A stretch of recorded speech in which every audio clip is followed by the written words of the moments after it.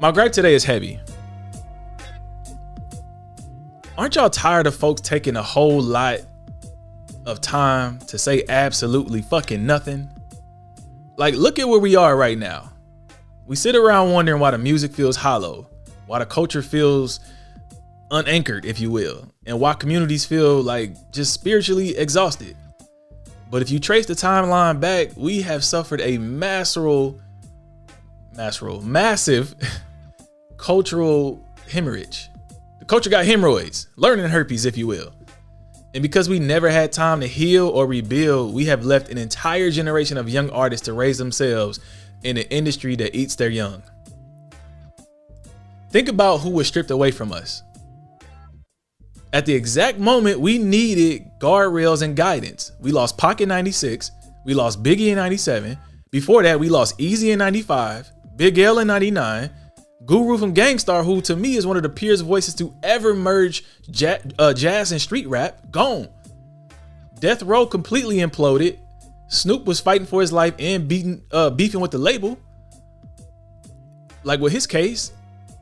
And then we lost the sisters who held our spiritual compass. Baby girl Aaliyah in 01, she died at 22. Lisa Left Eye Lopez gone in 02 at 30.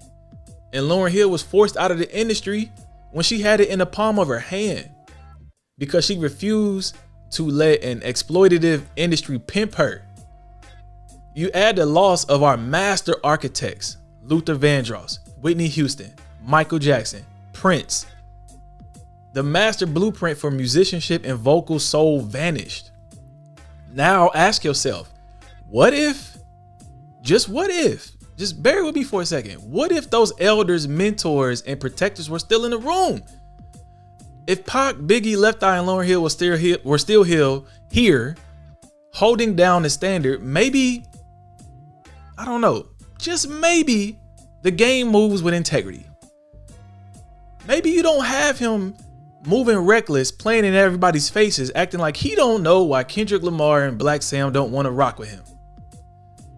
More importantly, maybe our youth would have a real chance at living, real shelter.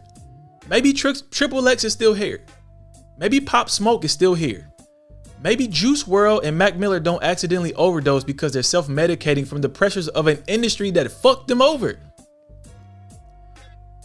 I'm not saying those young brothers would have been like instantly revolutionary Black Panthers overnight, but the point is they didn't even get a chance to grow up, man. They didn't even get a chance to make it to 19, 20, 21, learn from their mistakes, mature, evolve into leaders of their generation that is desperately needed right now. And you look at what filled the vacuum around 2012, 2013-ish. When you have no elders to set boundaries, the branches off the Cash Money, Young Money tree took over, did structural damage to Black culture. We watched Lil Wayne make junkie rap cool, normalizing lean, pills, flicking the lighter, self-destruction for a generation of kids who didn't even survive it.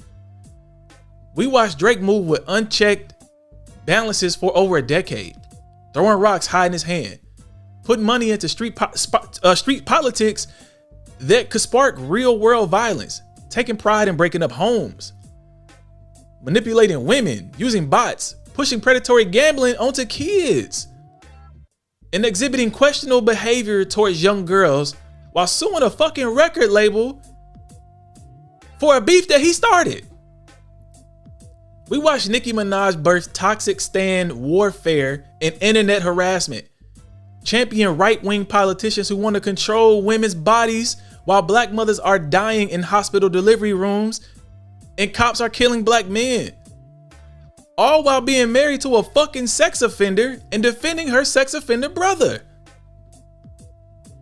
Now we got culture vultures like DJ Academics getting rich off streaming Black trauma, recycled streaming Black trauma, treating street violence like a video game. I don't know, man. I don't know if Academics exists if a person like Pac is here.